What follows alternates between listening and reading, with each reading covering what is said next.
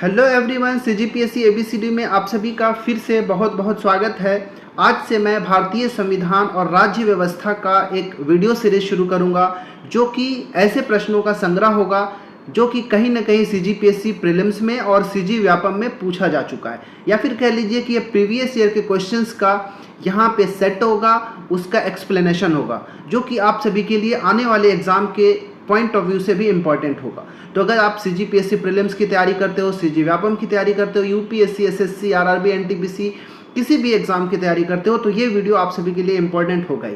Basically इस video series में मैं सीजीपीएससी से संबंधित प्रश्न ही लेकर आऊँगा और उसको एक्सप्लेन करूँगा।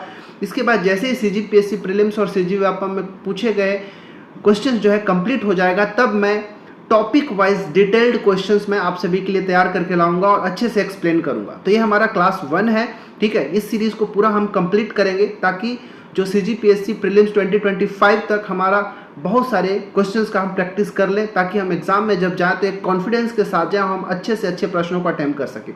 जैसे कि आप सभी को पता होगा कि सीजीपीएससी में जो प्रीलिम्स में जो इस टॉपिक से, भारतीय संविधान और राज्य व्यवस्था से जो क्वेश्चन पूछे जाते हैं वो बहुत अच्छे लेवल के होते हैं, बहुत ज़्यादा कंफ्यूज करता है, ठीक है। तो इसीलिए मैं ये सीरीज शुरू कर रहा हूँ ताकि आपका कैसे कंफ्यूजन दूर हो और कुट वाले जो प्रश्न होते हैं उसको हम कैसे हैंडल करें, राइट। तो चलिए लेट ना करते हुए आज के इस वीडियो की शुरुआत करते हैं। अगर आज हमारे चैनल में पहली बार आए हैं तो हमारा जो चैनल है उसको सब्सक्राइब जरूर कर लें, वीडियो अच्छा लगे तो लाइक भी करें और दोस्तों के साथ भी शेयर करें। हमारा जो टेलीग्राम चैनल है सीजीपीएससी एबीसीडी का, उस चैनल को भी जरूर ज्वाइन करिएगा। वहाँ पे हम वीडियो का पीडीएफ दे देंगे, किसी भी तरह का अगर डाउट भी होगा तो हम मिलकर उसको शॉर्ट आउट करते हैं और वीडियो का नोटिफिकेशन भी आपको प्रोवाइड करेंगे, राइट। तो चलिए शुरू करते हैं, बढ़ते हैं क्वेश्चन नंबर 1 की ओर, जो कि सीजीपीएससी 2021 में पूछा जा चुका था। चलिए बढ़ते हैं, क्वेश्चन क्या है ये देखिए, ध्यान से क्वेश्चन को पढ़िएगा। इस लेवल के क्वेश्चन जो है पूछे जाते हैं सीजीपीएससी प्रीलिम्स में पॉलिटी के, ठीक है। क्वेश्चन 1 है, पढ़ते हैं पहले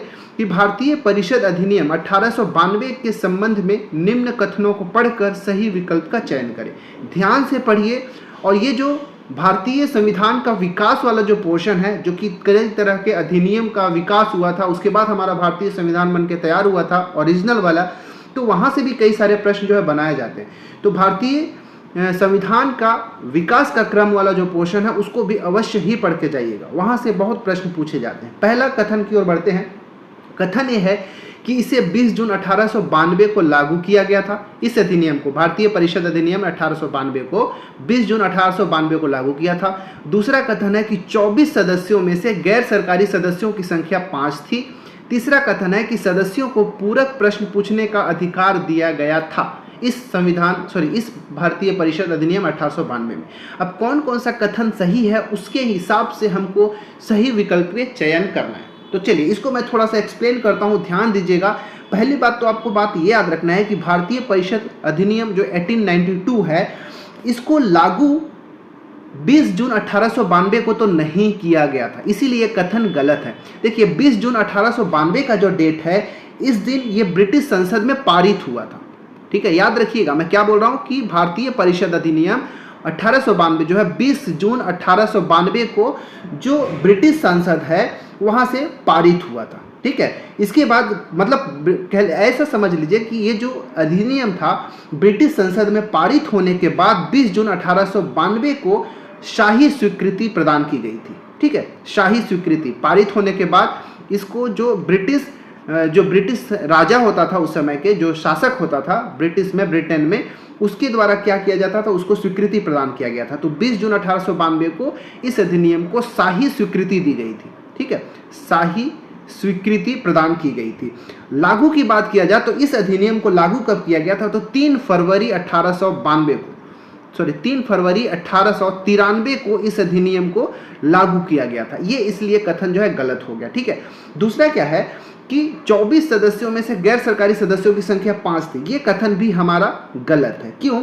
क्योंकि ये जो अधिनियम है इसके तहत जो गवर्नर जनरल की परिषद होती थी, उसमें विधायी कार्यों को करने के लिए जो अतिरिक्त सदस्य होते थे, ठीक है, क्या बोल रहा हूँ कि जो अतिरिक्त सदस्य होते थे उनमें उनकी जो संख्या है बढ़ाकर न्यूनतम 10 कर दिया गया। जो कुछ मैं बोल रहा हूँ उसको ध्यान से सुनिएगा कि जो गवर्नर जनरल की जो परिषद थी उसमें विधायी कार्यों को करने के लिए अतिरिक्त सदस्यों की न्यूनतम संख्या 10 कर दिया गया था और अधिकतम संख्या कितना कर दिया गया था, 16 कर दिया गया था।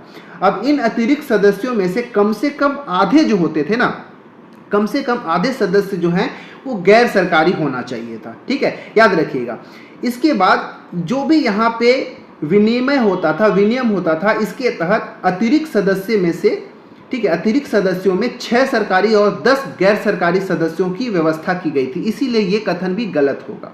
ठीक है, याद रखिएगा। ऑप्शन नंबर जो दूसरा कथन है ये भी गलत हो जाएगा।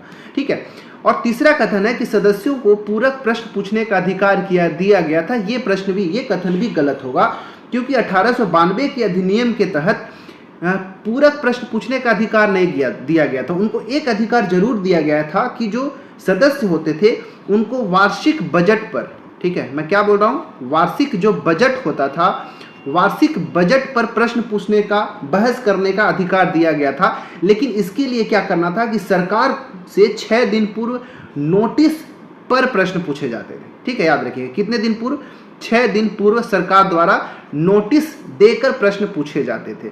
मतलब यहाँ पे तीनों कथन गलत है, इसीलिए हमारा ऑप्शन नंबर डी उपरोक्त में से कोई नहीं हमारा बिल्कुल राइट आंसर हो जाएगा। उम्मीद है ये पूरा का पूरा मैं अच्छे से आपको समझा पाया हूँ। राइट, चलिए बढ़ते हैं क्वेश्चन नंबर 2 की ओर। क्वेश्चन नंबर 2 भी इसी तरह का है, जो कि भारतीय परिषद अधिनियम 1861 से संबंधित एक प्रश्न है। प्रश्न को ध्यान से पढ़िएगा कि भारतीय परिषद अधिनियम 1861 में के संबंध में निम्न कथनों को पढ़कर सही विकल्प चुनें। अब यहाँ पे 3 कथन पुनः दिया हुआ है, इसको आप ध्यान से पढ़िएगा। पहला कथन है, इस अधिनियम के फलस्वरूप गवर्नर जनरल की कार्यपालिका में परिषद में कुल सदस्यों की संख्या 7 हो गई। इसके बाद विधि निर्माण के लिए अतिरिक्त सदस्यों की संख्या कम से कम 6 और अधिक से अधिक 12 कर दी गई। तीसरा कथन है कि प्रांतीय और केंद्रीय विषयों में से किसी तरह का भेदभाव नहीं रखा गया। उपरोक्त कथनों में से कौन सा कथन सही है या फिर कौन से कथन सही है, आपको सेलेक्ट करना है। ठीक है, देखिए इसका सही आंसर है ऑप्शन नंबर बी। 2 और 3 कथन जो है सही है। मैं एक्सप्लेन करता हूं। देखिए, भारतीय परिषद अधिनियम 1861 के द्वारा भारत के गवर्नर जनरल की जो कार्यकारी परिषद होती थी, उसके पोर्टफोलियो प्रणाली पर कार्य करने वाली एक कैबिनेट में बदल दिया गया था। ठीक है, जिसमें 5 तरह के, ठीक है, जिसमें 5 तरह के सदस्य शामिल होते थे। एक होता था राजस्व वाले सदस्य होते थे, राजस्व के बाद सैन्य सदस्य होते थे। ठीक है, राजस्व, सैन्य हो गया, कानून और वित्त, कानूनी सदस्य होते थे, वित्त सदस्य होते थे, और एक याद रखिएगा गृह विभाग। ठीक है, गृह विभाग, ये 5 तरह के सदस्य शामिल होते थे। अब ठीक है, याद रखिएगा। तो यहाँ पे जो इसीलिए ये कथन एक जो है ये गलत हो गया। शुरुआत में 5 तरह के सदस्य होते थे, बाद में 1874 में एक 6वां तरह का सदस्य जो है उसको शामिल किया गया था, जो कि लोक निर्माण विभाग से संबंधित रखता था। अब इस अधिनियम के द्वारा विधायी कार्य के लिए अतिरिक्त सदस्यों की संख्या न्यूनतम 6 होता था। ठीक है, ये वाला कथन हमारा दूसरा सही हो गया कि विधि निर्माण के लिए जो अतिरिक्त सदस्य होते थे कम से कम 6 सदस्य हो सकते थे और अधिक से अधिक 12 सदस्यों को इसमें शामिल किया गया था। इसके बाद जो प्रांतीय और केंद्रीय विषयों में से किसी भी तरह का भेदभाव नहीं रखा गया था। तो ये तीसरा कथन भी सही है, अर्थात इस प्रश्न का आंसर ऑप्शन नंबर बी ही बिल्कुल सूटेबल होगा कि 2 और 3 कथन सही है और पहला कथन गलत है। ठीक है, चलिए अब बढ़ते हैं हम क्वेश्चन नंबर 3 की ओर। क्वेश्चन नंबर 3 भी एक बहुत ही अच्छा प्रश्न है, आसान प्रश्न है, लेकिन पूछा गया एग्जाम में, इसलिए मैंने यहाँ पे इंक्लूड किया। इसको ध्यान से पढ़िए। संविधान सभा के चुने हुए स्थायी अध्यक्ष कौन थे, आप सभी को ये बताना। ठीक है, बहुत अच्छा प्रश्न है। डॉक्टर BR अम्बेडकर थे, डॉक्टर सच्चिदानंद सिन्हा, डॉक्टर राजेंद्र प्रसाद या फिर डॉक्टर S राधाकृष्णन, कौन थे संविधान सभा के चुने हुए स्थायी अध्यक्ष? ठीक है, आप सभी को बताना है। बहुत ही आसान प्रश्न, बहुत ही बेहतरीन प्रश्न। ठीक है, आप सभी को पता होगा कि संविधान सभा का जब गठन हुआ 1946 में, ठीक है, संविधान सभा का गठन कब हुआ? 1946 में हुआ, और इसकी जो पहली बैठक हुई, ठीक है, संविधान सभा की जब पहली बैठक हुई, ये कब हुआ? तो पहली बैठक हुई 9 दिसंबर 1946 को। राइट, 9 दिसंबर 1946 को संविधान सभा की पहली बैठक हुई, और जिसकी अध्यक्षता किसने किया था? डॉक्टर सच्चिदानंद सिन्हा ने किया था, पहली बैठक की अध्यक्षता। लेकिन ये स्थायी नहीं, अस्थायी सदस्य जो है इनको बनाया गया था अस्थायी अध्यक्ष के रूप में, क्योंकि ये सबसे बुजुर्ग थे, तो इन्हीं को अस्थायी अध्यक्ष के रूप में नियुक्त किया गया था, डॉक्टर सच्चिदानंद सिन्हा को 9 दिसंबर 1946 को। लेकिन आपसे यहाँ से स्थायी अध्यक्ष की बात की गई है, तो जब इसके बाद का बैठक हुआ 11 दिसंबर 1946 को, जब 11 दिसंबर 1946 की बैठक हुई तो इस दिन डॉक्टर राजेंद्र प्रसाद जी को स्थायी अध्यक्ष के रूप में नियुक्त किया गया। ठीक है, याद रखिएगा। तो कब? 11 दिसंबर 1946 को संविधान सभा ने डॉक्टर राजेंद्र प्रसाद को निर्विरोध रूप से संविधान सभा के स्थायी अध्यक्ष के रूप में निर्वाचित किया था। Option number C is the right answer for this question. उम्मीद है आपको यह समझ में आया होगा बहुत अच्छे से। चलिए बढ़ते हैं क्वेश्चन नंबर 4 की ओर। चौथा प्रश्न है, स्क्रीन के ऊपर कूट वाला है, ध्यान से पढ़िए और आंसर देने की कोशिश करिएगा कि संविधान सभा के संदर्भ में क्या सही है। ठीक है, बहुत अच्छा प्रश्न है, समझिए इसको, प्रश्नों को पढ़िए और उत्तर देने की कोशिश करिए। संविधान सभा की पहली बैठक 9 दिसंबर 1946 को हुई। इसके प्रथम स्थायी अध्यक्ष डॉक्टर सच्चिदानंद सिन्हा थे और मुस्लिम लीग ने संविधान सभा की प्रथम बैठक का बहिष्कार किया। अब ये तीनों कथनों को ध्यान से पढ़िए और फिर उत्तर देने की कोशिश करिए कि कौन सा विकल्प जो है हमारा बिल्कुल सही होगा। तो ये भी CGPSC प्रीलिम्स 2022 में पूछा जा चुका है, सारे प्रश्न मैंने ऐसे ही इंक्लूड किया है। देखिए, तो पहली बात तो हमको पता है कि संविधान सभा की पहली बैठक 9 दिसंबर 1946 को हुई, इसीलिए पहला कथन हमारा बिल्कुल ही राइट आंसर होगा। ठीक है, याद रखिएगा। दूसरा कथन मैंने पहले ही समझाया कि प्रथम स्थायी अध्यक्ष डॉक्टर सच्चिदानंद सिन्हा नहीं थे। स्थायी नहीं, अस्थायी अध्यक्ष डॉक्टर सच्चिदानंद सिन्हा थे, जो कि 9 दिसंबर 1946 को उनको बनाया गया था। दूसरा कथन यहाँ पे गलत हो जाता है। और एक भी ये भी याद रखिएगा कि जो संविधान सभा का बैठक था, जो प्रथम बैठक था, उसको जो मुस्लिम लीग था उसने उसका बहिष्कार किया था, इसीलिए तीसरा कथन सही है। तो पहला और तीसरा कथन सही है, इसलिए हमारा ऑप्शन नंबर बी जो है बिल्कुल राइट आंसर हो जाए। ठीक है, याद रखिएगा। चलिए बढ़ते हैं क्वेश्चन नंबर 5वां की ओर।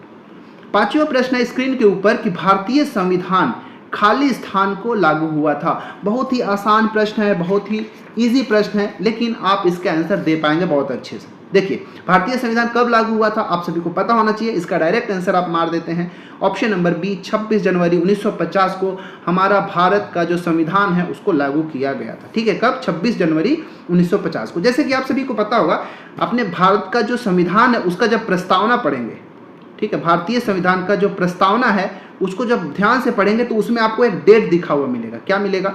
26 नवंबर 1949। मैं कुछ एक्सप्लेन कर रहा हूँ, इसको ध्यान से आप सुनिएगा। ठीक है, 26 जनवरी 1949 को जो हमारा प्रस्तावना है, जो उद्देशिका भी कहते हैं, उसमें उल्लेख किया गया कि 26 जनवरी 1949 को भारत के लोगों ने संविधान को अंगीकृत, मैं आप इस टर्म जो लिख रहा हूँ उसको समझिएगा। अगर आपसे पूछेगा कि संविधान को अंगीकृत कब किया गया था, तो 26 जनवरी 1949 को किया गया था। अगर आपसे बोल दे कि अधिनियमित कब किया गया था, ठीक है, अधिनियमित कब किया गया था, तो 26 नवंबर 1949 को अधिनियमित भी किया गया था, उसी चीज को मार सकते हैं।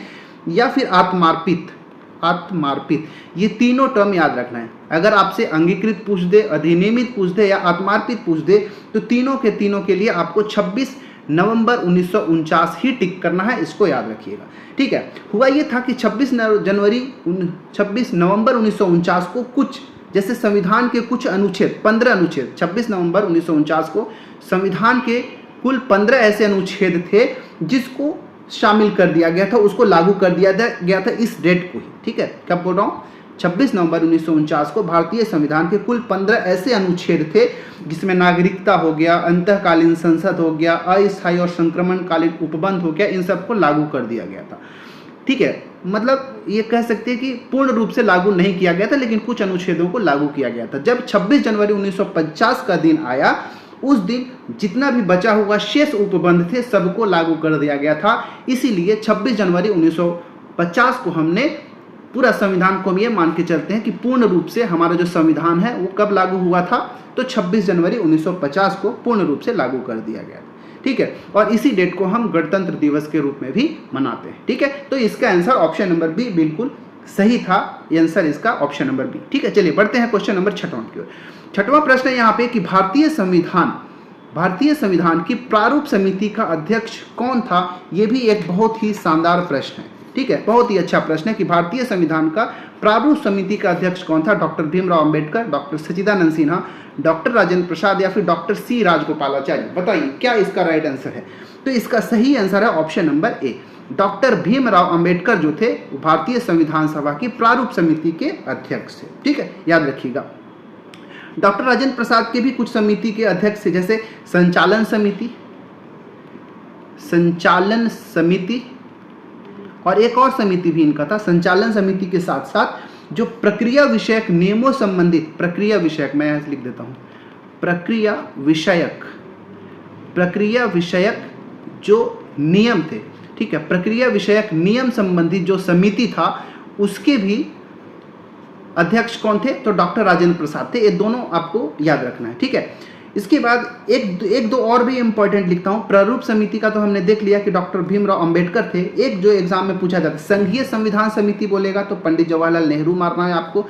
मौलिक अधिकार और अल्पसंख्यकों एवं जनजातीय अपवर्जित क्षेत्रों संबंधी सलाहकार समिति, मौलिक अधिकार का सलाहकार समिति बोलेगा तो आपको सरदार वल्लभ भाई पटेल मारना है। एक क्वेश्चन मैं पूछता हूं, आप लोग कमेंट करके बताइएगा कि संविधान सभा के जो कार्य संचालन समिति थी, ठीक है, संविधान सभा के जो कार्य संचालन समिति थी इसकी अध्यक्षता किसने किया था? ठीक है, इसके अध्यक्ष कौन थे? आप लोग कमेंट करके बताइएगा, ठीक है, इसके अध्यक्ष कौन थे? कमेंट करके बताइएगा, कार्य संचालन समिति, ठीक है। चलिए बढ़ते हैं क्वेश्चन नंबर 7वां की ओर। 7वां प्रश्न है यहाँ पे स्क्रीन के ऊपर, ठीक है। ये आपको सूची 1 को सूची 2 से सुमेलित करना है, इसके बाद सही विकल्प का चयन करना है यहाँ पे, ठीक है। बहुत अच्छा प्रश्न है, इसको कोशिश करिएगा कि अच्छे से इसका आंसर दे पाएंगे, ठीक है, क्योंकि यहाँ पे बहुत सारी चीज आपको यहाँ पे जानने को मिलेगा। बताइए क्या इसका सही आंसर होगा। देखिए पहली सूची में विकल्प दिए गए हैं, इधर भी इसको आप मैच करिए। पहले दिया है उपाधियों का अंत। ये उपाधियों का अंत जो है वो किस संविधान के किस भाग में, अगर आपको भाग पता होगा तब भी बताना है। इधर एक विषय दिए गए हैं, इधर भाग्य का नाम दिया गया है, आपको मैच करना है। तो उपाधियों का जो अंत है, ठीक है, उपाधियों का अंत ये आपको भारतीय संविधान के जो मूल अधिकार वाला जो भाग है उसमें देखने को मिलेगा, ठीक है, मतलब A का 3 देखने को मिलेगा। इसके बाद दूसरा है ग्राम पंचायतों का संगठन। ग्राम पंचायतों का संगठन ये कहाँ मिलेगा आपको? तो जो भारतीय संविधान में जो राज्य के नीति निर्देशक वाले तत्व वाला जो भाग है उसमें देखने को मिलेगा, तो यहाँ पे B का 1 हो जाएगा। C है 6 से 14 वर्ष के बालकों को शिक्षा के अवसर प्रदान करना। ये कहाँ पे आपको मिलेगा बताइए? तो ये आपको मिलेगा मौलिक कर्तव्य के अंदर, ठीक है, मौलिक कर्तव्य। तो ये C का हम 4 में मैच कर देंगे। इसके बाद इंडिया अर्थात भारत और राज्यों का संघ है, ये कहाँ मिलेगा? तो ये आपको संघ और उसका राज्य क्षेत्र वाला जो भाग है वहाँ देखने को मिलेगा, मतलब D का 2। अब इस हिसाब से हम यहाँ पे मैच करेंगे तो इसका आंसर हमको ऑप्शन नंबर B बिल्कुल राइट मिलेगा। A का हो जाएगा 3, B का हो जाएगा 4 और सॉरी इसका आंसर हमारा ऑप्शन नंबर B ठीक है। और A का 3 हमने देखा, उपाधियों का अंत आ जाएगा इसमें मूल अधिकार में। इसके बाद ग्राम पंचायतों का गठन ये हमारा 1 में राज्य के नीति निर्देशक तत्व में आ जाएगा। हाँ ठीक है, ऑप्शन नंबर B हमारा बिल्कुल राइट आंसर है, इसको आप अच्छे से मैच कर लीजिएगा, ठीक है। चलिए, और ये सभी को आप ध्यान से पढ़ लीजिएगा, ठीक है। चलिए बढ़ते हैं क्वेश्चन नंबर 8 की ओर। 8वां प्रश्न है यहाँ पे कि निम्नलिखित में से कौन सी जोड़ी संस्था और संविधान के अनुच्छेदों से सुमेलित है, आप सभी को बताना है। और ये भी एक बहुत ही शानदार प्रश्न है, आपको आर्टिकल से संबंधित प्रश्न भी बहुत अधिक पूछे जाने की संभावनाएं बने रहती है, ठीक है। तो बताइए कि कौन सा जो है इसमें विकल्प सुमेलित नहीं है। भारत का सर्वोच्च न्यायालय क्या अनुच्छेद 318 सही है? भारत का निर्वाचन आयोग अनुच्छेद 324 सही है क्या? संघीय लोक सेवा आयोग अनुच्छेद 332 सही है क्या? या फिर महाधिवक्ता के लिए अनुच्छेद 351 है क्या? इसमें से कौन सा सुमेलित है आपको बताना है। तो इसमें भारत का निर्वाचन आयोग इससे संबंधित जो आर्टिकल 324 है वो सही है। ऑप्शन नंबर B हमारा यहाँ पे बिल्कुल राइट आंसर हो जाएगा। भारतीय संविधान का अनुच्छेद 324 में निर्वाचन आयोग के गठन का प्रावधान दिया गया है, इसीलिए हमारा ऑप्शन नंबर B बिल्कुल सही हो जाएगा। देखिए, निर्वाचन आयोग का गठन मुख्य निर्वाचन आयुक्त तथा ऐसे निर्वाचन आयुक्तों से किया जाता है जिनकी संख्या समय समय पर राष्ट्रपति द्वारा नियत की जाती है। ये आपको अनुच्छेद 324 में देखने को मिलेगा, ठीक है। जो अनुच्छेद 124 में सर्वोच्च न्यायालय की बात किया जाता है, ठीक है, ऑप्शन नंबर जो A है ना, सर्वोच्च न्यायालय, ये इनके लिए आर्टिकल कहाँ पे मिलेगा? तो भारतीय संविधान का जो आर्टिकल 124 है इसमें आपको भारत के लिए सुप्रीम कोर्ट या फिर सर्वोच्च न्यायालय की बात की गई है, ठीक है। तो 124 याद रखिएगा। जो आर्टिकल 318 है ये किससे संबंधित है? तो आर्टिकल 318 जो है इसमें लोक सेवा आयोग के सदस्यों और कर्मचारियों की सेवा की शर्तों के बारे में विनियमन बनाने की शक्ति की निहित की गई है, इसमें दी गई है, ठीक है, याद रखिएगा। इसके बाद जो संघीय लोक सेवा आयोग की बात किया गया है, ठीक है, संघ और राज्यों के लिए लोक सेवा आयोग का जो प्रावधान है ये आपको मिलेगा भारतीय संविधान के आर्टिकल 315 के अंदर, ठीक है, 315 में। अनुच्छेद 332 किससे संबंधित है? तो राज्यों के विधानसभाओं में अनुसूचित जातियों और अनुसूचित जनजातियों के लिए स्थानों के आरक्षण की बात किया गया, ST/SC आरक्षण की बात राज्यों के अंदर के लिए 332। महाधिवक्ता के लिए कौन सा आर्टिकल है भाई? तो भारतीय संविधान का जो आर्टिकल संख्या 165 है, आर्टिकल 165 जो है वो महाधिवक्ता के लिए है। और अनुच्छेद 351 किससे संबंधित है? तो ये भी याद रखिएगा कि हिंदी भाषा के विकास के लिए, ठीक है, हिंदी भाषा के विकास के लिए निर्देश दिया गया है। कहाँ? तो भारतीय संविधान के अनुच्छेद 351 के अंदर। तो यहाँ पे हमने जो 6-7 आर्टिकल देखे बहुत ज़्यादा इंपॉर्टेंट है, इसको आप जरूर ध्यान रखिएगा, ठीक है। चलिए बढ़ते हैं क्वेश्चन नंबर 9 की ओर। 9वां प्रश्न है यहाँ पे, फिर से यहाँ पे सुमेलित करना है, सूची 1 को सूची 2 से सुमेलित करना है। इसके बाद सही विकल्प का चयन आप लोग करिएगा। बताइए कि कौन से अनुसूची में किसकी बात की गई है, क्या ये सही है क्या? देखिए, तो 7वीं अनुसूची में किसकी बात की गई? तो 7वीं अनुसूची में विधायी शक्तियों का वितरण से संबंधित है, ठीक है।